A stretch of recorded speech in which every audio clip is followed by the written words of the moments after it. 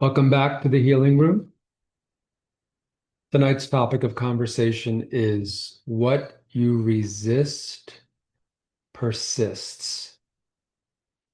So, this is a pretty significant contemplation, for it speaks to our energy and how we utilize our energy. Because wherever we direct our energy, that's where our vital force goes. That's where our life force flows. So the world is what it is. There's nothing we can do about it. So if we resist what exists in the world, we are the ones who are losing our vital force. We're the ones who are losing our chi, our energy. And so instead, we have the opportunity to accept everything exactly as it is. It doesn't mean I agree with everything as it is. It doesn't mean I even like it as it is. What it means is I'm not going to use my own inner force to try to stop or go against what is. It's unnatural to try and do so. Imagine being in a river that's flowing, and you go in this river and you go against the river, trying to swim upstream. It's useless. You just get exhausted. In the same way, the river of life is flowing. It is going where it is going.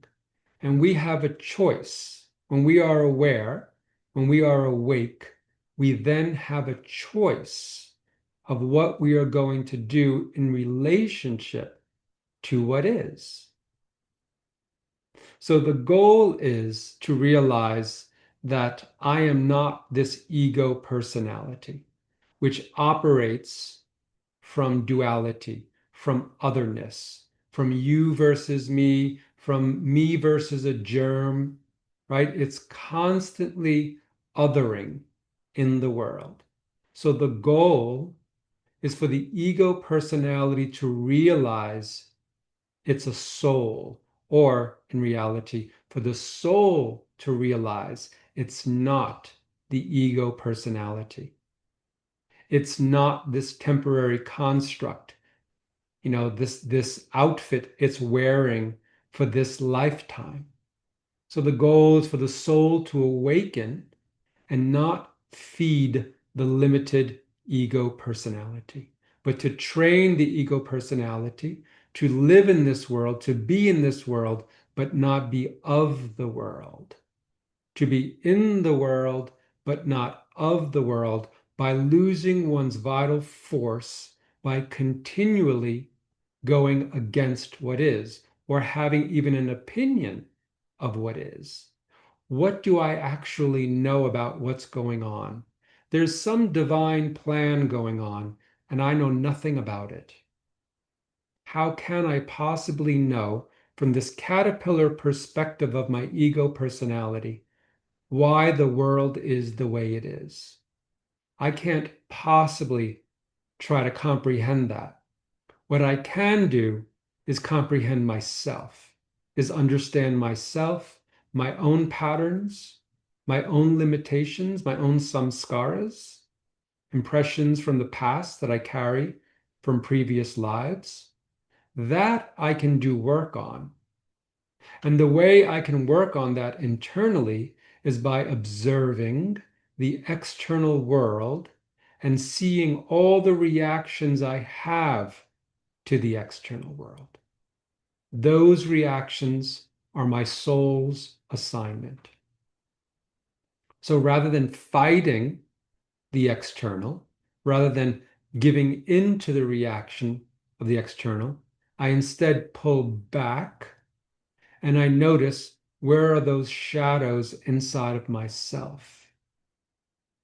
Because if I do the inner work and I integrate the reactivity and all the shadows, then I'm fulfilling what Gandhi said. I am being the change I want to see in the world. I'm not going to go against the world. go against the illusion, right? The first contemplation, the seven contemplations, is it's all an illusion. Why in the world would I go against the illusion if it's an illusion? The only reason I do this is because I don't understand, I don't realize it's an illusion. I think it's reality, but it's not. Reality is permanent, unchanging, infinite. This world is impermanent, transient, always shifting. So we cannot put our center outside of ourselves. So the center must be inside of ourselves. And we keep that focus there. We keep the awareness there. We keep the witness active, observing the world and accepting it for what it is. Accepting all that exists for what it is, because there's nothing I can do to change it by fighting it. There's everything I can do to shift consciousness by shifting my own individual consciousness. Because this consciousness, this reality here, is a collective agreement of humanity. So each time I do the inner work and I rectify the split in consciousness in myself, I am unplugging from duality and I'm plugging into unity consciousness. That means my presence in the world is perpetuating unity consciousness and dissolving duality, dissolving the illusion, because I'm not fighting the illusion. I'm not going against the illusion. I'm not resisting anything. I'm accepting everything, which means I have all the prana. I have all the chi inside of me because I'm not leaking it. I'm not reacting to the external world. And so I cultivate that energy inside of me, growing stronger and stronger in consciousness, holding the space of unconditional love, being the new paradigm, living in the new paradigm as the frequency of that new paradigm. I'm an embodiment of it, right? Buckminster Fuller has a great quote. You never change things by fighting the existing reality. To change something, build a new model that makes the existing model obsolete. He was an inventor, famous inventor. And I love that. Why try to fight a system that's dissolving when I can just be the new system, be the new paradigm? It's already unfolding on the planet. All I have to do is go with the flow of what's already unfolding. Let it take me to my destiny. Let it take me to the new paradigm. The old paradigm is dissolving. The fear-based, egoic, dualistic, third-dimensional, mind-based reality is dissolving. And the new paradigm is a loving, soul-based, multidimensional, interconnected unity consciousness. So each day we make choices, and we're either choosing to feed the old system by reacting to it, right? Every time we react, every time we resist, we feed what we are resisting. That's why it persists. Wherever your energy goes, that's what you're creating. That's what we are feeding. So if you don't want to have the experience of the old paradigm, then live as if you are in the new paradigm, because you are. We all are. But if our mindset is in duality, then we're not. So when we feed the new paradigm of unity consciousness, then that is the field of consciousness that surrounds us, and that's what will magnetize to our lives. We will magnetize this new heaven on earth. we'll call it, because that's what we're vibrating at. And we won't even be visible to the old paradigm. We stay in witness consciousness. We accept all that it is. We transmit compassion, love, understanding. And that is the world we live in. Everything else dissolves around that because the law of entrainment says whenever one is vibrating a higher frequency, everything at a lower frequency, when it comes into the field, must entrain to the higher frequency. Not my law, it is a universal law. The law of entrainment. When I am vibrating at a higher frequency, everything around me must transmute and meet that frequency.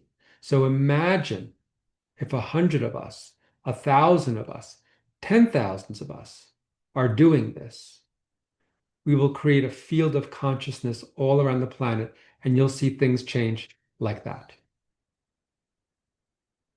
We hit a certain 100th monkey, and then consciousness shifts. We reach a critical mass, and then it domino effects into everyone's consciousness. That's the power we have when we unplug from the illusion, observe it for what it is, cultivate the energy inside of us, plug into higher consciousness, God consciousness, follow the guidance that comes through to us. That is our work. We follow the guidance, follow intuition, ask questions if you don't have answers to things. Perhaps you don't know what career to do. What's the next step in life? Ask, and it is given. It's much better to use our own energy internally and commune with Source, with our higher self, with all the invisible ones. There's so much support for us all, but we need to take the time to pull our energy inwards and ask for that support, and then follow the guidance. Our paths are already set. We created a path for us, a destiny, a destination before we incarnated. All we have to do is listen and follow the guidance to walk the path that is already our destined path. We don't have to struggle. We don't have to suffer. Yes, there are moments for sure of suffering on this journey, but we don't have to place our focus on those experiences, right? We don't even have to go against the suffering. We don't have to resist the suffering when we go through our dark night of the soul experiences. Maybe physical body pain, maybe emotional or psychological challenges.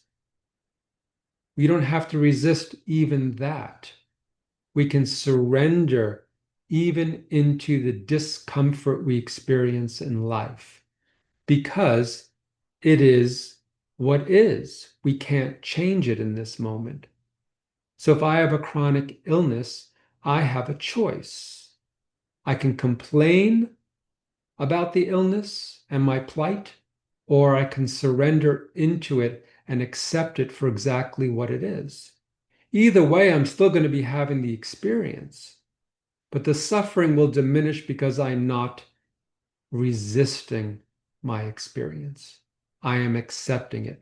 And when you do that, when I accept my limitations, my pain and suffering, then I actually have the clarity to receive guidance, which informs me of how I can mitigate my pain and suffering.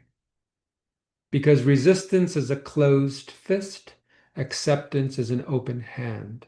The channel where we receive guidance needs to be open to receive the guidance. Resistance, we're not going to receive guidance.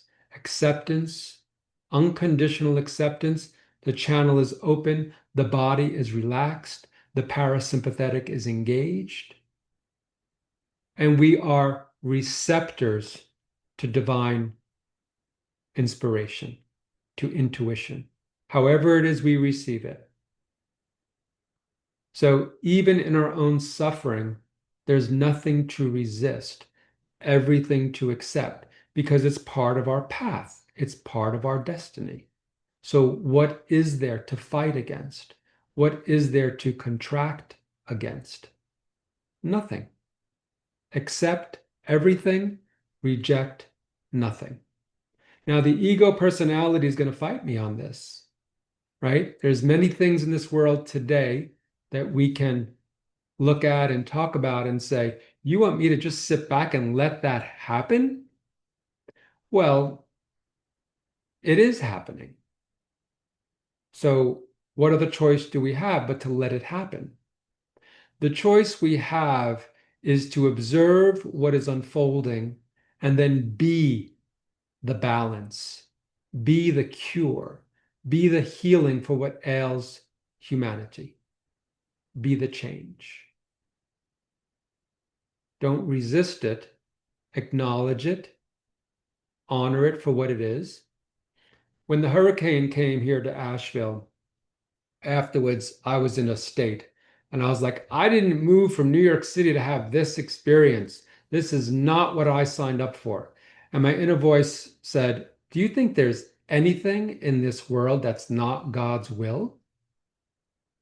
And I'm like, do I think there's anything in this world that's not God's will? No, everything is God's will. So there's nothing for me to go against.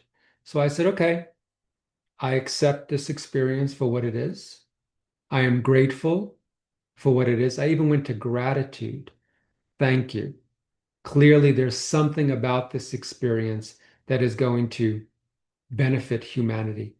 I have no idea how, seeing the destruction that was all around me and the pain and suffering, but it's not for me to know why or how. My ego personality, my soul, does not understand why. It's not for me to know. But in accepting it, something miraculous happened in the coming days and weeks while I was here. So I got to see the shift in consciousness that is possible when I accept what is. And so this is at our disposal all the time, the capacity to choose unity consciousness or duality, the capacity to hold one's center and pull all of one's energy back, all of one's reactivity back. And you do the inner work whenever there's a contraction, whenever there's a reaction. And then that inner work fortifies the self, fortifies the soul, for it no longer feeds the personality, the ego personality that lives in the split in consciousness, that perpetuates a split in consciousness. Right, wrong, bad, good, me, you. All of that is here to dissolve back into the center, the self, the soul that perceives through the lens of oneness. Awesome. So let us go to the group. Here we are. So, interesting topic of conversation. Lots to contemplate, lots to think about. Anyone want to share any thoughts, feelings, perspectives?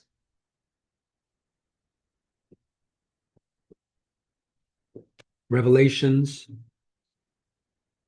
arguments? I have one thing that I just want to see, is this part of the Zoom recording? Are you asking a question? Yes. So this part where we talk with you, is this part of the Zoom recording you share out to people who couldn't attend? Yeah. Okay.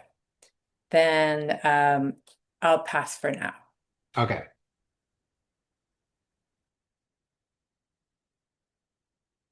Yeah, it may be shared with the world. It's all, to me, it's all useful. Sometimes I share the whole video. Sometimes I only share the meditation and the talk. I usually don't share the whole video, but sometimes when I go over it, I think this is helpful for the world to see and to hear because who's talking about these things in this way? I mean, yeah, I'm who I am and I'm going to speak about things from my perspective, but it's good that the world gets to have the experience of what we're all experiencing here. To me, there should be thousands of people listening to this because it's so significant. And yet here we are with like 4, 8, 12, 16, 18 people. It is what it is, right? So sometimes I'll share the whole thing, sometimes I won't. So depends. Okay. So because that probably sounded encrypted, a friend of mine who joins these often had called today and she was really upset about something, and a whole group of people were upset about something. And I was observing and practicing the centeredness. And the feeling I had, I felt like the pendulum swung a little too far because it was indifference versus compassion. And I would like to be able to observe with compassion without going into the current, because I care very much about the friend and the person that everyone was feeling a lot of swirl around. Um, so if you have any tips on how to, in that unity consciousness, there is compassion and love, which are feelings, and the indifference is not feeling. So I think that the observing is don't feel anything, just observe and be indifferent. It's their karma. But that's not how I really want to have this human experience. So can you shed a little light on that Yeah. distinct? Yeah, that's a good distinction between indifference and compassion. So what people are looking for is to be heard and to be received and to feel love. That's what people are interested in from my perspective. So when someone's telling me their story, I take it in, I receive it, and I understand. I understand their challenge, their suffering, because I've been there. So in that experience of compassion and understanding, there's a transmission. I'm not split off. I'm not in my own universe. I'm not disconnected. I'm very connected. I'm very empathic, not sympathetic per se. I make a distinction between sympathy and empathy. Sympathy is going into a hole with someone, you're both stuck there. Empathy is like, I understand, I have a ladder for you if you want to come out. Indifference is like you're standing up there in a hole and you're standing on top of the hole and you're like, I don't know how to help you. You got yourself in this. So there's the indifference. It's kind of a, there's not a connectedness. They don't feel that connectedness. And so the goal is to perhaps you can practice saying, I hear you, I feel you, I understand what you're saying. I don't have an answer for you, but I understand what you're saying. That's it. That's enough to gift someone with that level of presence and empathy. I understand, I hear you, I feel you, and that's it. And then they can continue talking, perhaps. And that transmission will help them tremendously. They'll feel better in whatever is they're experiencing. Does that make sense? Okay, great. Yeah, there's there's so much power to the witness that has compassion. That's the transformer to me in this world. Witnessing everything without having opinions, right, wrong, bad, good, none of it. It's not necessarily easy to do. It's a practice to be able to simply be with people without judgment, with unconditional love. It's the practice, it's the Bodhisattva's practice. And we're all here to be of service to humanity through our presence. Anyone else?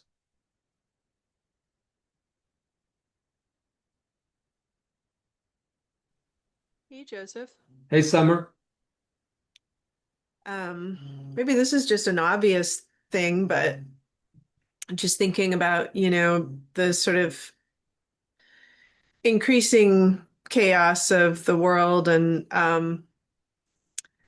seeing people who are, even people who are on a spiritual path, having big reactions to like the injustices and the troubling things, the things that can be troubling to observe.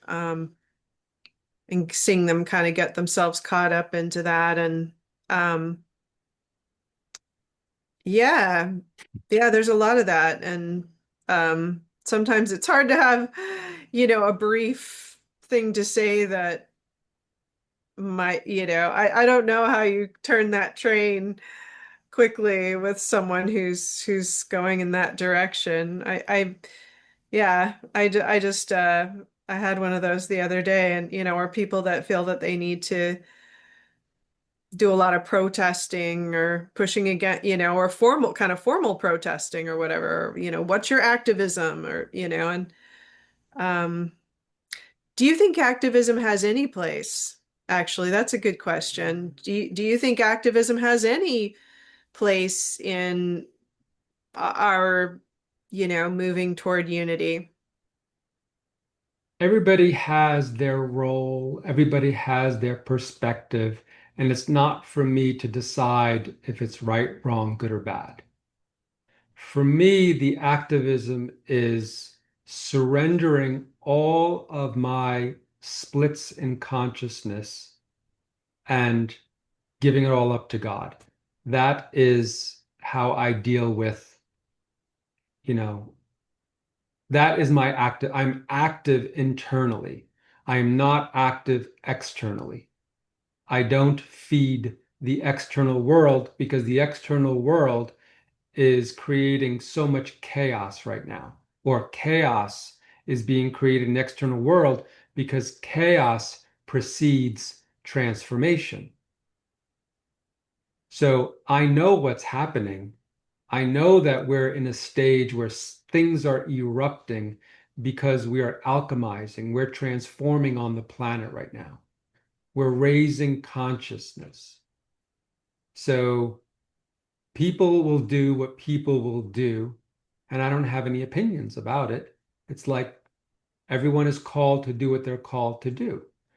Who or what is calling them to do it, who knows? Mm. I have no idea. But I know what my job is. I know what my work is. I have an inner voice that tells me what to do, that, informs me if I'm moving in the wrong direction. So I've learned, all of the truth is internal. All illusion is external. So why would I give my energy to the illusion when it's going to keep doing what it's doing? But if I'm called to participate, I will absolutely participate in whatever way, shape, or form is necessary. I Yeah, remember, it's interesting. Oh, sorry. you go.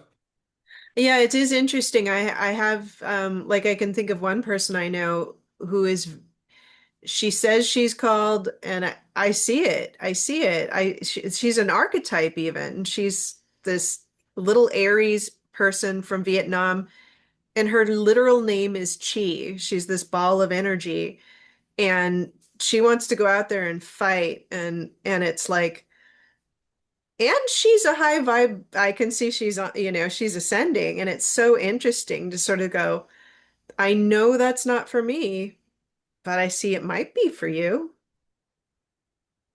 Right. Every soul is at a unique place in consciousness. So my inner voice always says you cannot skip any steps on the path to God consciousness. So we're each here to learn whatever lessons we're here to learn, and we're each at a different place in consciousness. So it's not good or bad where anybody is at. That is their next step in their learning process. So for me, I get to rectify all of that by simply acknowledging we are all doing what we're here to do, and we're all being what we're here, who we're here to be. So again, contemplation number 6, I know nothing. I know nothing of this, of how the universe operates and how all of us are doing what we do and all of our samskaras and karmas. And like, I can't possibly understand the complexity of universal consciousness and how things unravel, unfold, right? I can't possibly understand from my caterpillar perspective what the divine mind is thinking. It's just brilliant how things operate. I'm in awe of how things are so perfect exactly as they are. It's absolutely perfect. So who am I to judge? Who am I to go against? Who am I to claim anything? I can claim my own sovereignty. I can claim my own inner awareness and understanding. That's about it. That's all I have to offer. And that's what I share whenever I do these healing rooms, is the glimpses within the mind of Source that I have been privy to and that I have direct experience of. And the more I step into the emptiness and the less there are any egoic, bumps in my consciousness, in my central channel, the more clearly I receive the guidance, the more clearly I receive the wisdom, the ancient wisdom that exists out there, in here, right? The universal mind is here. See, even I just did it, out there. That's the split in consciousness, as if there is an out there. There is no out there.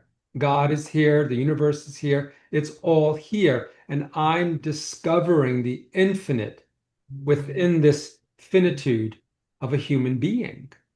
I'm discovering the infinite within the finitude of this human existence.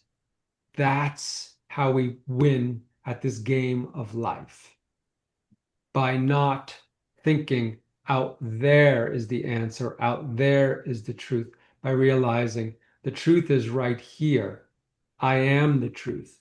And the more that ego personality dissolves, that lives in the split in consciousness, the more my soul expands and all the wisdom it's collected over eons of lifetimes just drops into my consciousness. And all of a sudden, I just know all these things. I know all these things out of the blue. There's so many things I do in my work, in my sessions, that I've never studied. It just comes to me in each moment because of the access to the infinite, the glimpses I get to have of the infinite. Anyone can do this. Anyone can have access to it. But you have to give up all of the projections, positive and negative, in the world. You have to give up your needs, your wants, your desires. That's the spiritual path. To give everything up, to surrender all of my needs, wants, and desires, and the achievements, all that stuff. Now, that's asking a lot from the average person, right? It's asking a lot. But that's ultimately where we're all going, to just surrender and let go, live in the present moment, live in this body, realize I am a soul awakening to the reality that I'm not my ego personality, I'm not my thoughts, I'm not my body, I'm not my pain and suffering, I'm none of these things. I am above and beyond all of it. So yeah, I think we're going to see more and more chaos. I remember waking up. It was either the day of Charlie Kirk's, ascension or the day before. I said something big is about to happen. And I even told a friend of mine. I said, I don't know what it is, but I can feel it. A huge opening is going to occur. And I believe it was his passing. That was the opening. Something about it. I don't fully understand. I don't fully know, but it's like there's a destined path. And I oftentimes have access to knowing something's going to happen, which is going to open create a huge opening for humanity. And I believe his passing was part of that. Don't understand why, but it created so much chaos and so much divisiveness and many other things as well that I can see that his passing was like this huge drop in a lake that created all these ripple effects. So stay tuned. There's going to be plenty more of these things happening because this is how we increase or raise consciousness on this planet through these types of events. So the more you stay in your center, the more you can simply observe these things that happen in the world and just be curious, open. I always say, how interesting, how interesting, how curious. Those are the words that I like to use because I don't know what all this stuff means. How can I possibly know? But it's curious, it's interesting. So I don't engage anyone with the right, wrong, good, bad, or it's like it just is what it is, beyond duality. Yeah, and it's going to keep getting weirder and it'll be more and more important to do that. So you said something about like releasing needs, wants, passions. Doesn't Tantra talk a lot about passion and being in touch with your passion? For me, Tantra talks about transmuting a particular type of energy, alchemizing it. So the base elements of desire, of sexuality, are transmuted into a higher frequency through alchemy within the body. That's what Tantra is to me. So whenever I have a desire for anything, I want to eat a pint of ice cream. Great. Notice that desire and don't act on it. Oh no, but I really want it. I really want to eat ice cream. Great. Sit, don't move, don't act, don't react. No, but I need it. I have to. Great. Sit down. And then that energy of limitation, of want, need, desire, when I don't engage it, it must rise. The Kundalini must rise. The energy must transmute. So if I am divinely inspired to do something, I act. If it's from, I need to do this, I want to achieve this, I want, then I know that's not coming from my higher self, it's coming from my ego personality. I don't feed the ego personality. I wait till I'm divinely inspired and then I move, I act, I engage. Because my ego personality is operating from conditioning. Maybe it wants to be liked. Maybe it wants to be seen. Maybe it wants to be whatever. And so I'm not going to live in the world as a prisoner of my ego personality and its limited desires. I am going to command the ego personality. It's just a container, the ego. It's just a container. So I'm going to decide what it's going to contain. It's not going to decide me. See the distinction? Does that make sense? Sort of. It's kind of swirling around for me. Yeah, I mean, yeah, there's a lot there. Right. That word passion. So let's use it sexually. So a man has passion and wants to get rid of his passion, right? His desire. And that's called ejaculation. So in Tantra, the goal is notice you want to engage that, which is a habitual pattern to release, and opt not to do that, not to feed your passions, your lower base elemental passions. And instead, I'm going to contain that passion. I'm going to hold it. I'm going to withhold it. I'm going to breathe it in. I'm going to breathe it up. Because what is it? It's life force energy. It creates another human. If I'm not creating a human, according to tantric principles, if I'm not creating a human, why do I need to release that energy when I can take that energy and it becomes the fountain of youth inside of us in the microcosmic orbit? So I am actually nourishing myself by taking the energy of semen and I'm bringing it up inside of myself and allowing every cell in my body to receive rather than every cell in my body losing energy through the release of semen. So that's another way, a simple way of understanding Tantra physically and sexually, and how we contain the energy. First and foremost, we withhold, and then we redirect it with our breath into the microcosmic orbit. So just because I feel to do something and I'm passionate about something doesn't mean I need to engage it. I need to sit with it. Is this truly my soul's calling at this moment in time? Or is this yet another egoic distraction in life? Is this what I'm truly called to do in this moment? And these are the contemplations. These are the things that we want the authority, the inner authority to make decisions, not our past conditioning, not our lineage, not what our mother, father said, or the priest, or the rabbi, or the teacher, or this or that. So we have to clear out all of this dross within our consciousness, our subconsciousness, because the subconscious is running the show, not the conscious mind.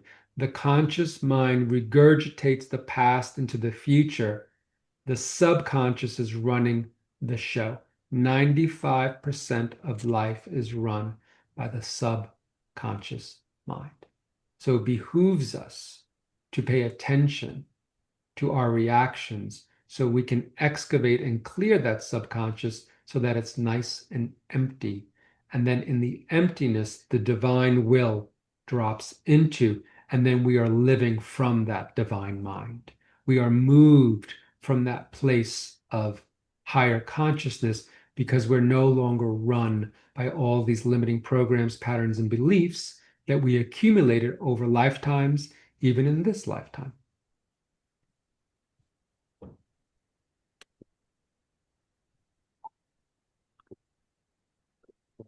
Lots to contemplate, lots to think about. This is what I do on a daily basis. This is my life. You're in my mind on a daily basis. And these are my contemplations. And this is how I decide what I will do in a day. But more and more, I don't even have many thoughts. I'm not thinking what to do. My body knows. My body lives in the flow of life. And so it just goes on in each moment. It's not a thinking process anymore. It's not an ego saying, oh, we should, we should. It's like that doesn't exist. It's just a moment to moment existence. And I'm in a flow. I'm in a flow all day long. And I know exactly what needs to be done or what wants to be done through my beingness, through the presence. It's a very different way of living life. I'm also self-employed, so I can make my own decisions. I can do whatever I want to do in a day. We have that sovereignty, we have that freedom when we are no longer prisoners of the little ego. We are the authority of life.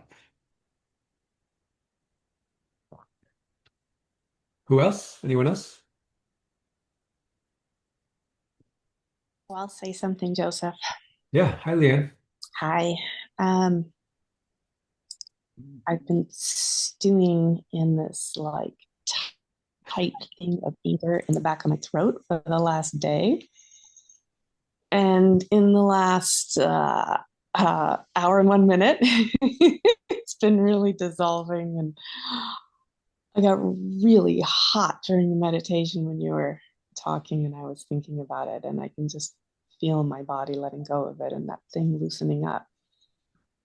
So I'm still in that process. And I got really mad at my husband and like he could probably walk in the room and I could probably get it back. So I'm thinking about like what you're talking about, desire and like, well, anger is a hard thing because it flashes so quickly. I don't have time to be discerning about what I'm going to attach to. But as you're talking, I'm like, what do I get out of letting that anger grip me? I mean, I get something out of it, during this hour, I was like, it was so apparent to me that I did not want to let go of it. It was part of me just like fighting to like hang on to this hard metallic shield in there. Right. So what you resist persists, and imagine how much energy, how much vital force it takes to keep that armor around you. Let's say 10% of your energy a day. That's a good amount of energy. So there's something I'm getting out of this anger. What do I get out of being angry? Whatever comes Protection. into your head. Protection. You get what? Protection is what popped in my head. I get to be protected from what? As you were talking, I realized it is about the stuff going on in the world too. Charlie Kirk and everyone's reactions, like the chaos, the feeling hurt by people. So I'm internalizing the external world. And I don't feel safe. Yeah, safety. Yeah, that's come up in the last 24 hours. So because I don't feel safe, I get angry. Wow, that's a really core wound. When I don't feel safe, I get angry. That resonate? Yeah. So if I didn't put up the shield of anger to protect me, what would I do? What would I be feeling? Super sad. I'd be sad. So I surrender this armor of anger and I allow myself to feel the sadness within life. Yeah, that's it. And I drop into my body and I breathe deeply and I simply feel the sadness.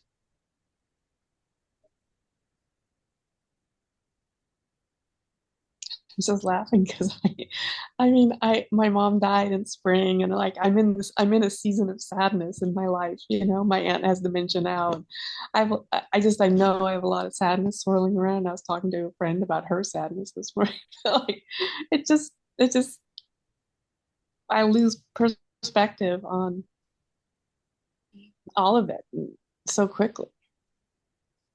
Yeah, so I accept what is. I accept that I am feeling sadness.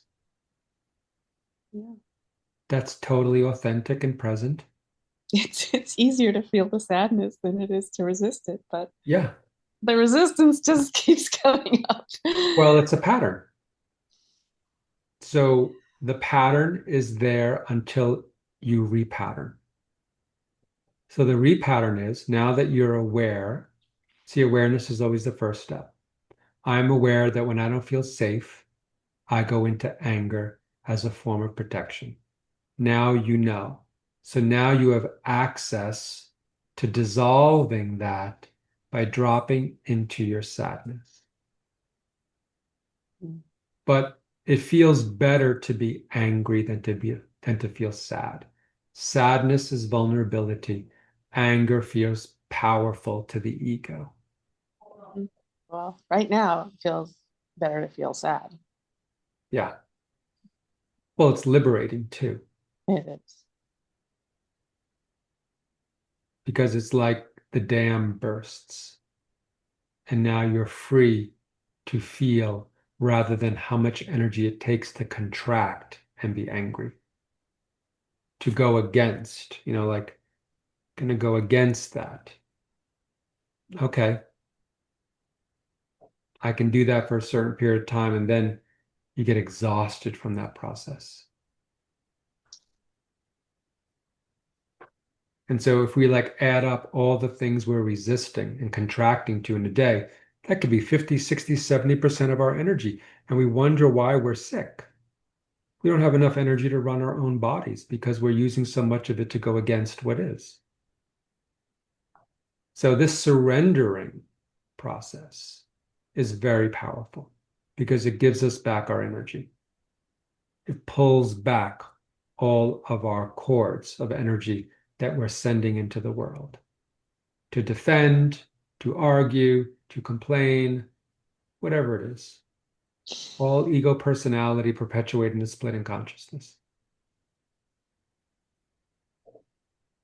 So once you have awareness, then you have choice. Before awareness, there's no choice because the conscious mind thinks it's running the show, but the subconscious is really running it. So once we bridge those two and you have choice, then you have freedom.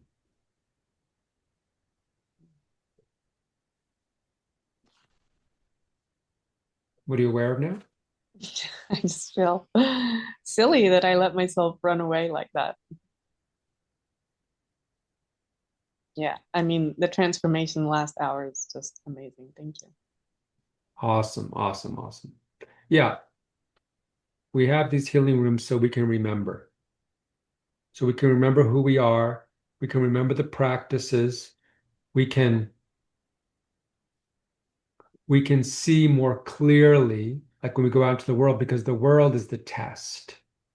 How do I do when I go into the world and I want to argue, fight, resist? That's the real test. And that test is happening all the time because we go out into the world all the time. Even if we don't leave our home, we go on social media. We can see the mind of the world on social media. There's always an opportunity to rise above our own limited beliefs, ideas, ideology. It's a practice. It's a daily practice to keep pulling back our energy and not giving it to the world, not giving it to duality. So Can I ask you a question? we're all working on the same thing. Can I ask you a question about applying karma to anger? Sure. How do you harness it? Like when anger happens so fast, how do you harness the energy as something productive? How does it apply to anger? So how does that apply to karma? Yeah. How does karma apply to anger when it flashes up like that? How does karma apply? Sorry, not karma. What we just talking to Summer about. Passion? Yes. Is that the word? Like alchemizing, right, Leanne? There's a like Tantra. tantra. Thank you. Tantra.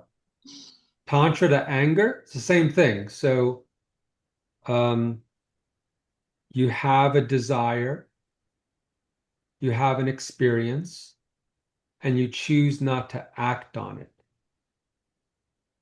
So here comes the anger. I want to lash out. I want to make the other person wrong. I want to protect myself. And then I sit in the energy and I transmute it. I feel it and I transmute it. I don't act on it. So yeah, you may feel heat coming up. You may feel many things, but the key is not to act on the desire, not to act on the feeling, but to sit in it, to sit with it. But first, you have to know that you're having the experience before you can transmute it, before you can be with it, right? Yeah. The first step is always the awareness that something is happening. So before we have awareness, we have a feeling or a thought or a need or a desire, and we just do it, right? You know that story of 5 chapters. What is it? Something in 5 chapters. Bunch of something. Something like Life in 5 chapters. And the first chapter is I walk down the street. There's a hole in the street. I fall in. I'm a victim. I can't get out. And then finally I get out. Second chapter. I walk down the same street. I notice the hole. I still fall in. I'm still a victim. I finally get out. Third chapter. I walk down the hole.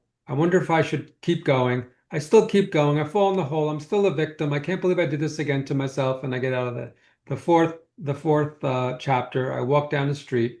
There's a hole. I'm aware of the hole. I'm conscious of the hole. I still fall in. I'm cause, and I get out. And the next chapter is I walk down another street.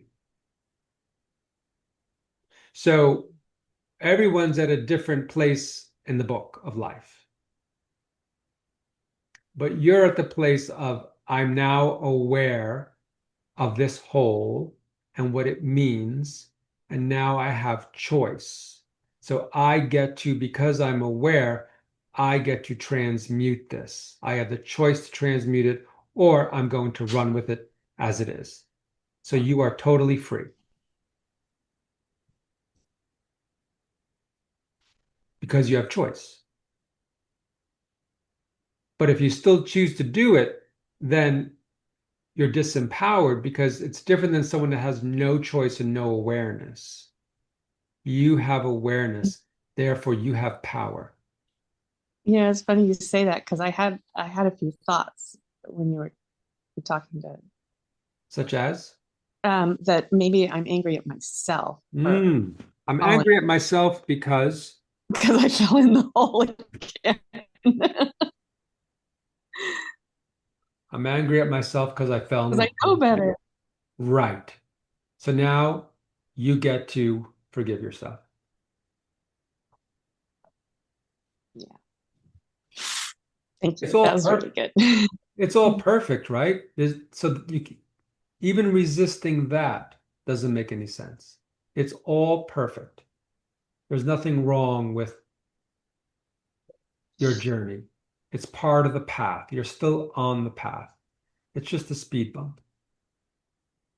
But you get to forgive yourself, first and foremost, for not choosing to go down another path. I mean, how many years it's taken me to dissolve certain patterns? I mean, like ridiculous amount of time. But it's perfect. That's how long it took me to dissolve it. And who knows what we are doing in this world for what? We may be, holding a good amount of collective consciousness that we're dissolving. You don't know the extent to which the work that you're doing in the world is. So nothing is just for us ourselves. Everything we're doing is for the greater whole. My healing is your healing is everyone's healing. So there's no time that you should be getting all of this in. There's no right or wrong because time is just a construct, right? It's an illusion. So you're in perfect timing with your revelations. How does that sound?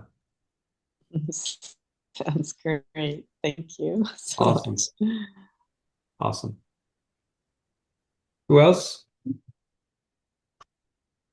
I have a question. Hmm.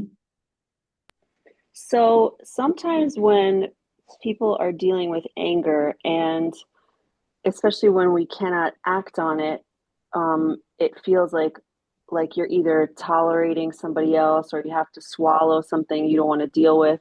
So that can put somebody in like a victim mindset, right? Yeah, So if you're the person who has to swallow it and like, yeah, I can't say anything, I can't defend myself, so I'm a victim of this person. Yeah, you're in victim consciousness. right. And so because we're not supposed to react to the anger that we're feeling, No, um, that's not what I said. or we're not You supposed to express it, like we're not supposed to no, act on it. no. You notice, you don't, you notice the reaction inside of you. We're not here to, you can't skip any steps. So anytime there's a trigger, there's your assignment, there's your work. So we're not trying to feel angry. We're not trying to express. We're noticing, oh, I'm feeling angry, and I also feel that I can't express my anger. This is all information. So just like I did with Leanne, um, I don't feel like I can feel my anger or express it because, and what comes forth when you do that inquiry, Liz? Um, it could be like, I don't want to be in a certain situation, or I'm at work and I can't really do anything, or I don't want to deal with these consequences, or I don't want to end up in a fight, or whatever it is. But what I notice is like, you feel the anger in your body, and then there's this like wall of like, well, I can't do anything about it. Right. And Okay. I'm trying to reframe it in a way where people who are experiencing anger don't feel like a victim, because that's what ends up happening. It's like, oh, I got to deal with this now. And Right. then you want to get a sugary treat, or you're like, ah, forget everything. So how do we not collapse when we can't, when the anger has to be contained, and you feel like there's all this injustice, or there's this or there's that, and now I got to deal with this, and I can't even say back anything to a manager, I can't even say anything back to this person bothering me. You feel like that. Right. So it's your reality. You created all of it. The external world is an illusion. It's my projection into the illusion, and the illusion gives back to me my belief around reality. You got that? So, So if we're feeling anger, it's because we feel like a victim in correct. some I capacity. So I feel like a victim in the world, therefore, I am continually perpetuating a reality where I feel victimized. That's the programming, and that's the work to do. Not to do it at work when you're at your job, but to do it at home to start to purge the belief that I am a victim. The archetype, integrating the archetype of the victim. Because I'm a victim. There's good news about being a victim. And the good news is I don't have to take responsibility. Everyone else is a jerk. Everybody else is angry. Everybody else is fill in the blank. And then you're scot-free from having to deal with your own stuff. But if there's no outside, contemplation number two, and everything that's external is a part of my internal self, then I generated all of this. Why do I need to keep generating angry people where I feel I cannot express my truth? Why do I need to keep doing that? What is the point of all of this? This is the inquiry that you have with yourself. So, why do you keep creating these situations?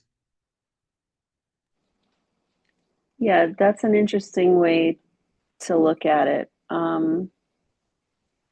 Because when the anger comes up, it makes you want to do something, and then you feel like you can't do something.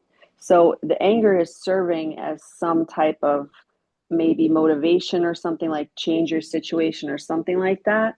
Um, like, I'll give an example. Today, we were having a morning meeting. Another manager lady came, and she was like, "You guys all look tired and sleepy. Why isn't anybody smiling?" And I got so angry, and I'm like, "Where is this anger coming from?" Right. And So this woman says these words and you have a reaction. That person is not the source. That person is just saying words. If that person said that to me, I'd be like, I was up all night doing inner work. What were you doing? Like, I may have an answer like that, but it wouldn't bother me. I'd be like, yeah, I'm tired. I'm working a lot when I'm sleeping. So each person's going, the other person may feel guilty. Another person may feel may dissociate because they feel shocked. So everybody's going to have their own reaction, which means that the person saying these words is not the source, but the catalyst. right. So when we feel anger, we say to ourselves, "Why did I create this situation? This is asking me to make some type of change," right? Well, Anger. you're skipping steps. So the first step is um, I'm aware that I am angry. That's the first step. That person said what they said, and I'm aware that there's anger. The second step is what is underneath this? What is there that's cause? What's cause of my anger? Because that's catalyst, but what's causing my anger? I feel put down by what she said. That could be called, I feel put down. I feel less than. I feel like I'm not appreciated. And then you start getting into the muck of all the things you feel when people say certain things to you. That's not, that doesn't sound and feel honoring. So your perhaps self-esteem may be coming from the external world. And that's the gift that this person is giving you, that you're like, oh, my self-esteem is coming from what people think about me. I'm not saying that this is the case, but this is the inquiry that we do to see what is caused. So then it's like, okay, great. People can have whatever opinion they have of me. I don't I don't need to care about it. Then that becomes the next practice, not to internalize the external world's opinion of you. Good, bad, right, wrong, positive, negative, whatever it is, the external world does not dictate my inner state of reality. That may be the gem that comes from this person saying those things to you. So it's a gift. Mhm. Not like, I think the anger was around like she just came in and she didn't appreciate any of us type of Yes, I, thing. And I, and so I it's wanted to always like stand up for everybody and I just was quiet. okay. So there's the caretaker archetype. So and the martyr. So there's all these see all these archetypes popping up from the ego personality in the subconscious. Three of them right there: the victim, caretaker, martyr. And those archetypes are going to get upset if someone says those words. There's the excavation to do in the subconscious with those three archetypes specifically, because they are siphoning a good amount of your energy in your vital force. Hmm.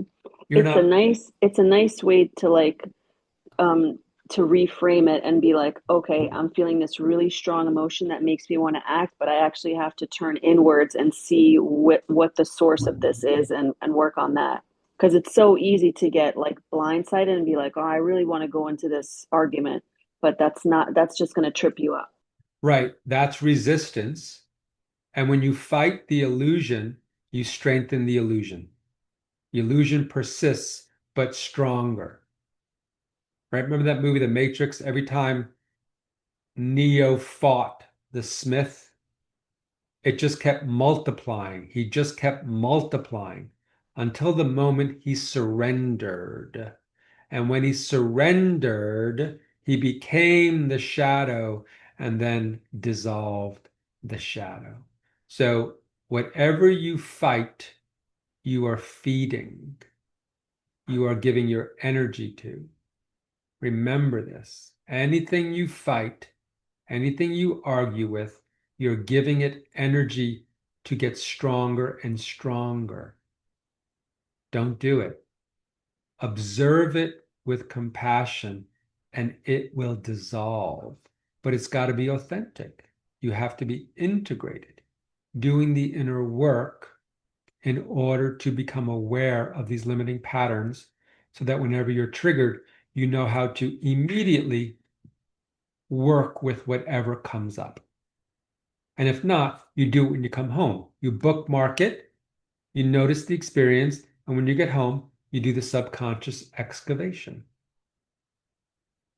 So the Cool, external thank you. world is never the source of our internal state of consciousness. The external world is never the source. The source is within us. It's all good, Liz? Yeah, thank you. It was funny because it seemed I was like, I really am curious about this, and then other people had questions about anger too, so it was cool. We're all learning about it. Thank you. Right. It's in the group field. Oh yeah, I've had to deal with a lot of anger issues. My family lineage gifted me with so much around that. And yeah, the victim was really there. I was a victim of these people until I owned my own power. I was afraid to own my power and my anger, so I had to have it outside of me. And boy, did I create a nuclear bomb of anger for a sibling to teach me about my own anger. And I'm like, wow, that is powerful stuff. And then I owned it. I took it back and it was intense. That thing can kill. Holy mackerel. Powerful, powerful energy. And then to integrate the anger. So first I had to own it because I put it outside of myself into someone else to store it for me. So the first step was I had to own my shadow. That is my anger. And then I had to sit with the anger. Then I had to transmute the anger. So it's a step-by-step process. And it's a significant one and an important one. We can't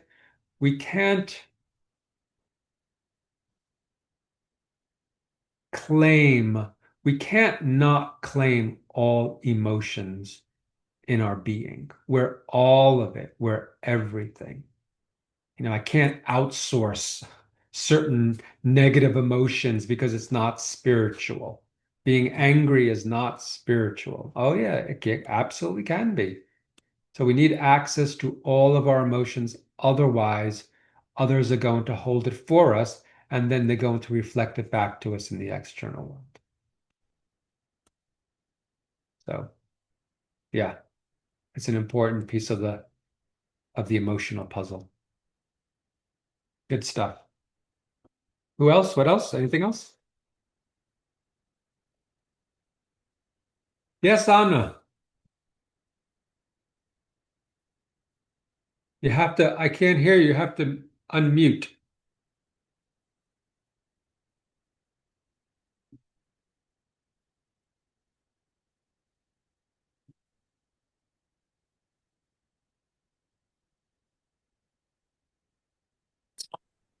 Now? Yes. Oh, okay, okay. Well, hi, Joseph. Hi, Anna. Hi. I have been listening to everything you have and everybody else is saying, and oh my God, I'm like, that's like a lot. Like you were talking about Charlie Kirk and all the things that are happening in the world. And oh my God, I feel like I don't know. I feel very lost.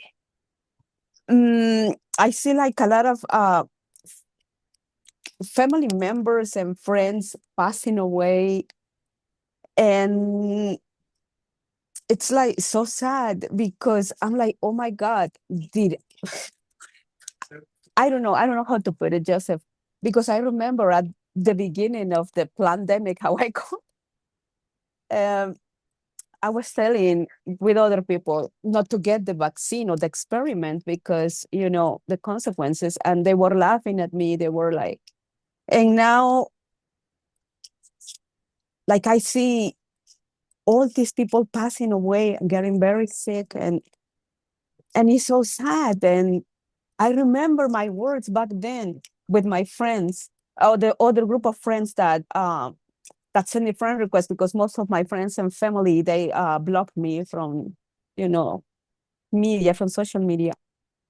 So we were saying like, okay, we try to tell them, we try to warn them about all of this, that this is not going to save them. And like in 3 years or 4 years or sooner, we're going to be crying for all the people that is going to be passing away. And now I'm living that situation, and I'm like, oh my God, I remember your words, Anna. You create things when you were teaching me. I mean, you're always teaching me. You're always my teacher. And it's like so sad. I'm like, did I did I really create all these people passing away? No, no, no, no, no, no, no. No, no, no. You don't create people. You don't have the power to make Right. Thank you. choices, When you to tell make me that. choices for people. Everyone makes their own choices, and everyone has a birth date and a death date. So however they choose to leave, they choose to leave. So I've had many family members and friends take the vaccine. No one's passed away. Thank God. So, well, whatever. I mean, if they did, they did. I mean, it is what it is for me. But um, so I don't have the lesson of people passing away from taking these things. But you're having the lesson of people passing. So what is your lesson? But I also didn't tell people what to do, Anna. I only told my mother, I said, you have a choice um, to do what you want to do. But I don't have any responsibility. I didn't tell hardly anyone around me to do it or not do it. Everybody has free will. Someone, is that you, Anna? Oh, you're in a public place? Yes, yes, Okay. because I couldn't get home Okay. to take the class. So Yes. so it's curious that you're having the experience you're having, and I'm having the experience that I'm having. So what is your less? So you're trying to save people, Anna. That's what I wanted to. I didn't want to say, Why? Why do you want to save people? because I love them, and I know they're like experimenting with us. They're just experiments, or So not experiments. They're just like something that they created. They told us on our face that the world was overpopulated. They wanted to, right. So you're getting caught up in the illusion, Anna. Right, right, Joseph, right. And You're that's why getting caught up in a narrative. It's all God's will. yeah, now that's what thank God I came to this class, because when I heard that you said that before, that if anything happens, if everything that is happening is God's will, yes, it is. So give me So peace of mind. So you're attached to helping people. Right. You're attached to educating everybody, to waking people up.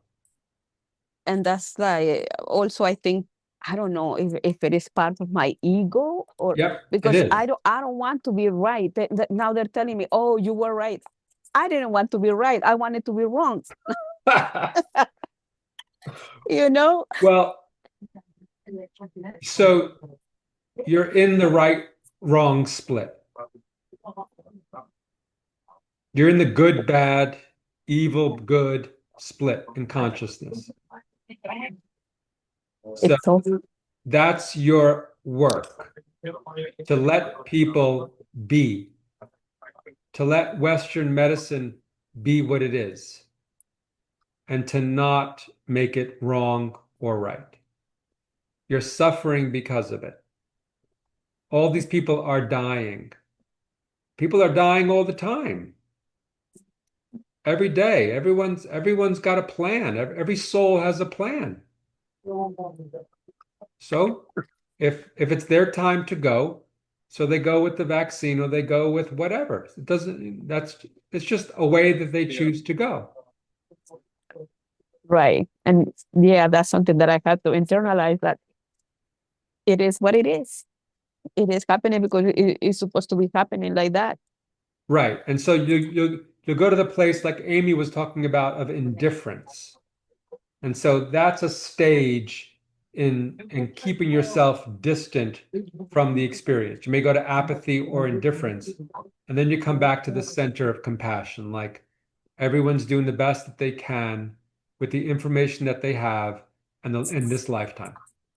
That's it. Yes, that's what I said to myself many times. Exactly what you just said. Right. Yes. And like the information I gave you 22 years ago, perhaps, I gave it to you specifically. I don't give it to everybody.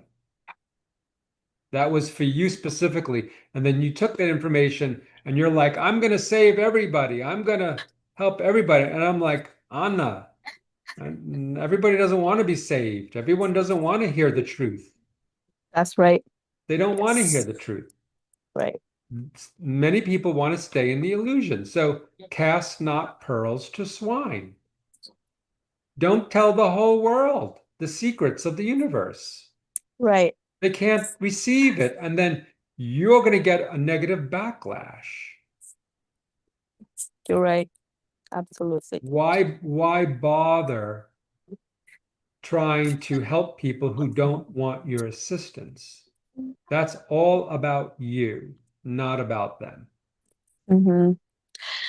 But now I'm like, I want to hide. I want to be left alone because they keep calling me now. Now they want my advice. Now I'm tired. I don't want to. I don't want to, See you what know? you created? You created your own monster, and that's you. I know those words also came to my mind when you told me once when I was like on all these protests and all of this, I created a monster. And it's like, oh my God. You know how you take care of the monster? You start charging. Ah, You oh, start charging for your services, for all the wisdom you collected. And the less people you want, the higher you charge.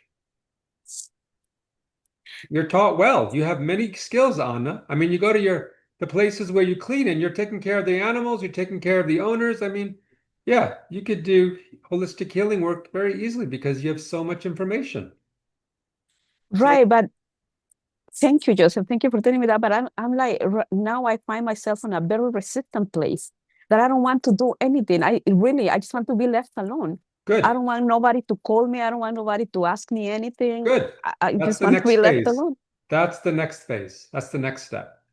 So you're learning to keep the mouth closed, only share with those who are ready, willing, and able to receive the wisdom that you have to offer, and go to the next level of your evolution. Okay. But you're not a savior, so you got to integrate the savior archetype. You're not a savior. You're just Anna. Right. Thank you. And let the cards fall where they may. Whatever people choose to do, they choose to do. I have a mother that makes terrible choices, and I'm like, okay, you keep doing that, mother. Nothing to say. Oh, you have a remedy for this? Absolutely not. This isn't go into CVS and pick up a medication. That's not how it works, mother. So constantly, I have to let her know, like, you're creating your own misery and you get to experience that. And I get to let her experience her own suffering through her own ignorance. Everyone has the right to have whatever experience they want to have. I'm not Right. here to judge the experience, but I'm going to allow them to have the experience. So Right. you're learning this. You're learning to you're going more into the witness stage of letting people make the choices they make, and then you have compassion for the choices they've made.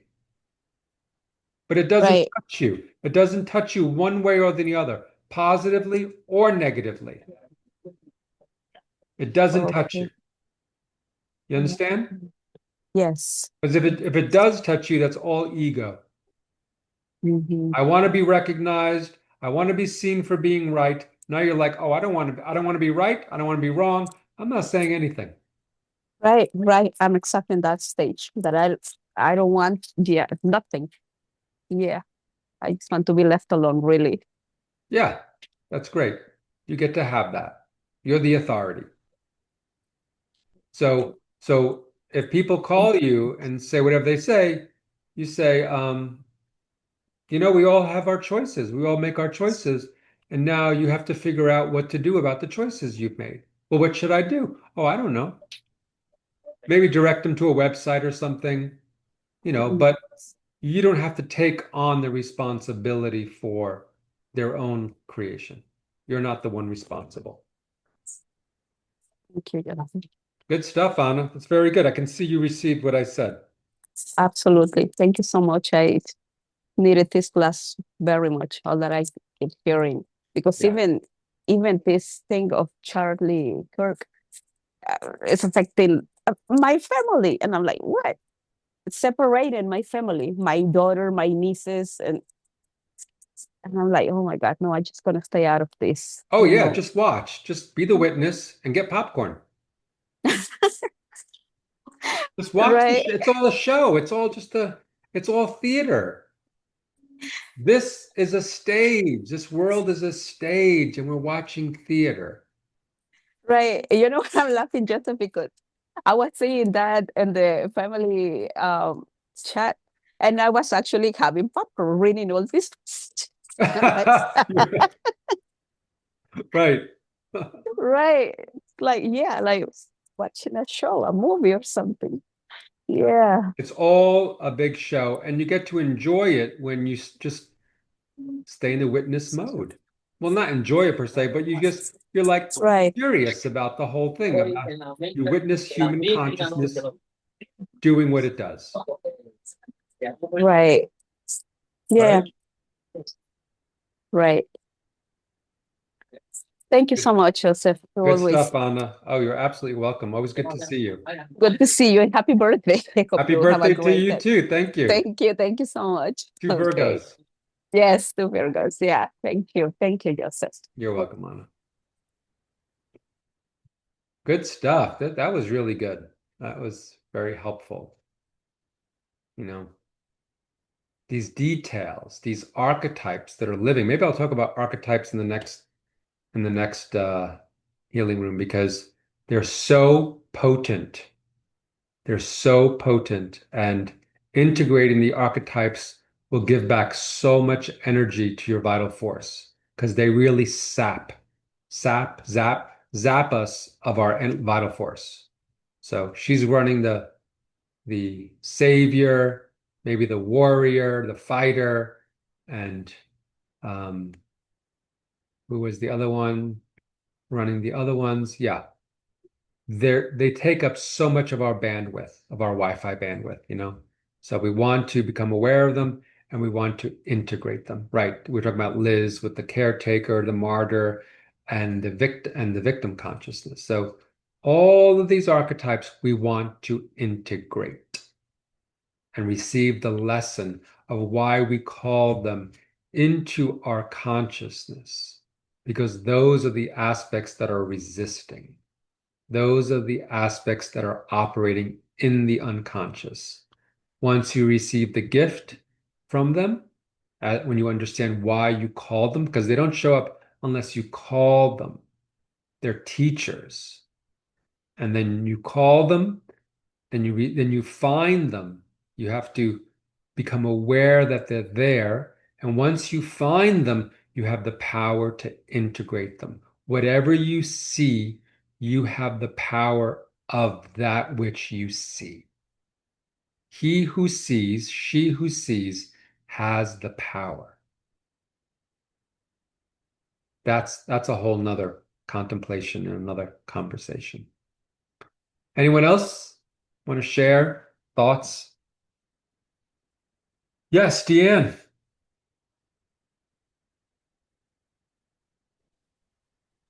I had a situation this past week that was a big test for me. I found a half sister through like a DNA test, and it was a couple years ago. And from the very beginning, she was very um, kind of aggressive and, oh, you're my long lost sister, and the long texts and the emojis. And so from the very beginning, I had to have a lot of boundaries with her and about our communication. And there was something I shared with her that I had looked deeper into the DNA, and I had finally found out what like a first cousin first removed meant. And so what she does a lot is she takes words and then makes up her own meaning and the worst possible meaning, and then comes back at me. She was like, I can't believe, are you suggesting we're not sisters, we're not half sisters? And I said, well, no, I just was sharing some information that I found out. So she sent me a message, a very long message, telling me she wished she had never found me, what a horrible person I am. Um, I never acknowledged her birthday. She can't believe I'm doing embodiment work because I'm so harsh, and just like horrible things, right? And I'm reading this and receiving all this, and I'm feeling like something like boiling, and I'm like, okay, this is interesting. Wow, how do I respond to this? How do I respond to this? And I just wrote back. I said, I hear that you're angry. I'm sorry that you're angry. I don't think there's anything I could say right now that could be received by you. And what you said was very harsh, and I'm not interested in continuing this conversation. Please respect that. That was it. And I'm like, okay, let me try to step back and get the information that she sent me and be curious if any of it is true. So I'm like, okay, well, I could have been kinder. Sometimes I could have been kinder. Okay, So, when, so what was true is the reaction for you. So yeah, this is someone who goes from one extreme. Whenever someone's put you on a pedestal, they're yeah, gonna knock you down eventually because yeah, this is extremism. Okay. right, So that is that personality. What's curious is how you react to that personality. yeah, So I created this person to come into my life for right. what reason? Well, What's it the showed me lesson to learn? my own reactivity. What was the lesson to learn? I saw some of my own reactivity with others and her reactivity to me. So I said, okay, have I done that lately? And is there anything I need to clean up with anyone? And there was, and I went and cleaned it up. So, Um, what do you see in that person that you don't like about yourself? um,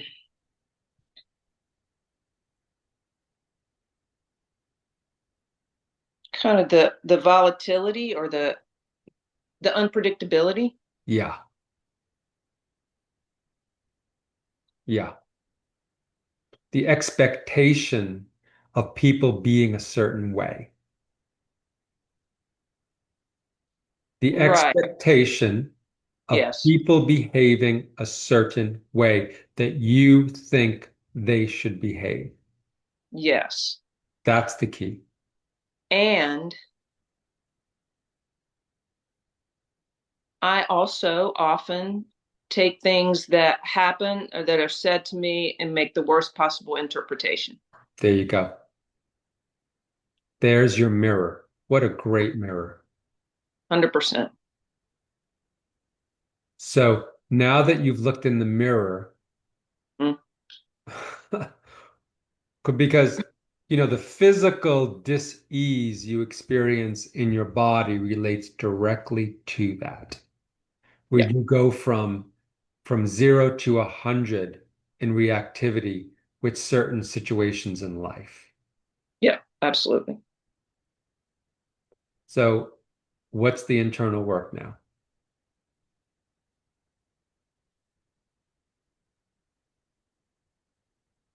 I think like noticing and being honest and turning it back to me instead of others. Right. So noticing the contraction when it happens, Right. noticing that you give a lot of power to the external world Yeah. with with your expectations of how people should behave towards Right. you and towards each other. Right. So it's kind of like what's the archetype? I'm seeing like a mother superior type. Like you should and you should and you should. Yeah, I don't, is that the judge? Yeah. The judge and the victim both. Yeah. That's a lot of energy being lost. Yeah, it is. Like when you put on Facebook, like people should be kinder to each other. Damn it. I always see those posts and I'm like, oh, D. Oh, D, people are people and they're going to do what they're going to do and it has nothing to do with you and you can't change it. Yeah, But when you put that information out there, you're actually telling doing that. it's all about you. Yeah, yeah, I know. Yeah, it was an amazing I mean, it was a strong lesson. because because the ego sometimes is so dense, it only gets it when it gets a nice slap in the face. So Right.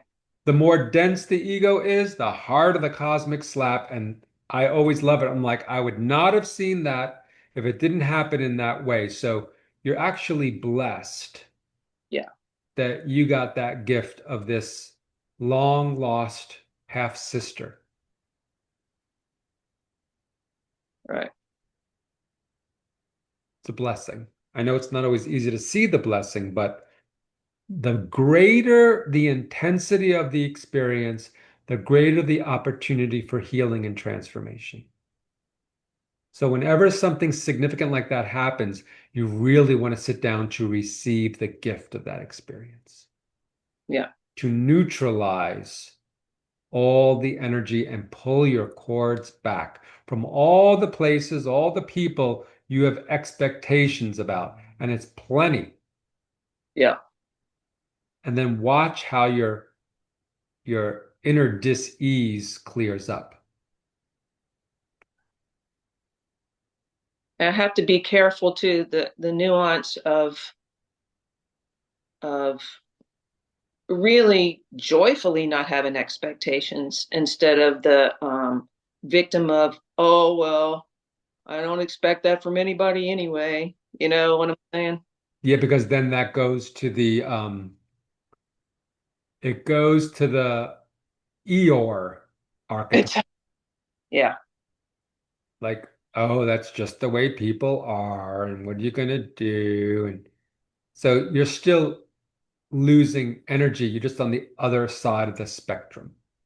right, So yeah, the nuance is just like indifference versus compassion.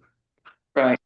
So we're always fine-tuning this pathway that we're on so that we're authentically present with all that's unfolding and that we're really operating from our heart and compassion center. It's a it's a 24/7 job. It is. And thank you for, I got the victim piece. I didn't quite get the piece of the expectations, which is important because that's, yeah, she had this fantasy of expectations about me. Um, yeah, and just because I didn't meet those expectations doesn't mean I'm a bad person. And just because other people don't meet expectations, it doesn't mean they're bad people. You got They're it. Other people are not meeting your expectations, so you can see you have a projection of expectation. right. That's all. But because you couldn't see it, you needed a much stronger person to show it. Yeah. Yeah, it actually made me wince when I was reading the words because it was so enraged and hateful. And I was like, wow. But I knew there was some self-responsibility in that. Like I didn't know that it wasn't, I didn't feel like, oh, she's just crazy, like I knew that there was an important lesson there. I got that far, but yeah, thank you. The details, the Yeah, going into the details. So it's not always easy doing this work by yourself because the ego's protecting itself from you seeing it. yeah. That's why it helps to have a therapist, a counselor, a healer, whomever to help guide you through the shadow aspects of the subconscious because it's very slippery slope. Very slippery slope. And it hearing it from you in that way keeps me out of, I could have just gone into my mind about it. Yeah, which means you go around in circles. The mind is just a dog Right. chasing its tail. You have to drop into the subconscious and do the deep work. In my third book on Mastering the Game of Life series, there's an exercise there called the subconscious purge. Very important part of working with the shadows and the subconscious and the archetypes. The subconscious purge, in your case, is what it is about, like I did it with you with this woman, what it is about her that I don't like about myself is. That's an aspect of the subconscious purge. Men are, women are, abundance is, and then you just write down whatever it is that comes out of your mind. That begins to empty the subconscious of all of these limiting beliefs, thought forms, whatever it is, it gets to come out and you get to see it. And you're like, oh my gosh, I cannot believe I'm having all these contradictory programs in my subconscious. No wonder why I can't manifest X, Y, and Z, A, B, and C. So the subconscious purge is a really important part of the healing process. Which book did you say that was in? The third one, Mastering the Game of Life, Ah, Metaphysical Tools for Transforming Suffering. okay. Good stuff. This is so good. We're getting more and more into the nuances of how to do the inner work. Someone said to me, who was it? I have no idea, but they're like, I'm a 10-year client was like, when you say inner work, what do you mean? And I was like, are you kidding me? We're working 10 years and you're asking me what inner work is? And it's like, and so I realized I probably have to talk more and more about the specifics of what inner work is. And this is what it is. Whenever you have a reaction, you need to do inner work. That's the time to do inner work. Don't go into the mind. Don't go into the dog chasing its tail. Drop in and understand who's talking, who's operating there, what are the gifts to be learned in the subconscious mind to be received. That's the inner work. Inner work is always pulling all the energy you're throwing out into the world, pulling it in and sitting with what is. But you need the tools to be able to excavate what's going on. You need the tools. And if you don't have the tools, find the tools, find a healer, find a therapist to move through this stuff. Because this is the real work of life. This is soul work. This is what you will take with you when you leave this world. You're not taking the mind, you're not taking the body, you're not taking your possessions. You're taking the inner work that you did in this world, the soul work. That's what you're taking with you. And that's the evolution of consciousness. So each lifetime, you are climbing the stairway, the spiritual stairway to the mountaintop. You're learning your lessons in each lifetime. So you all get to hear this from someone like me who has done a lot of this work already. So I am simply giving it to you. I'm sharing with you my processes that I have learned or discovered on this path, on this spiritual path that I've been on for the past almost 40 years. So here we are at 9 o'clock. Thank you all for being here with me tonight. I'm so grateful. I have some friends to talk to and share life with, and my journey with. And we're going to meet on October 23rd for the next time. And I'm also having a flower essence workshop if anyone is interested on the 10th and 11th of October. You can do it in person. There's only 2 more spaces available for in person, and there's more spaces for online Zoom if you want to learn about one of these tools and techniques that supports the excavation of the subconscious mind. The flower essences are amazing tools that bridge the unconscious with the conscious mind. So if you want to have that experience, come on, join the workshop. Who's taking it? Who's going to be in that class? 1, 2, 3, 4, 5, 6. Great. So anyone else interested, please come and join. All right, y'all. Have a great, great rest of your night and weekend, and we'll see you next time. Many blessings. Thank you all Bye, for your Joseph. presence. Thank you so much. You're Thank Bye-bye. you. Have a great Thank night. you, Bye-bye. Joseph. Bye, y'all. Bye-bye. You, everyone. Bye.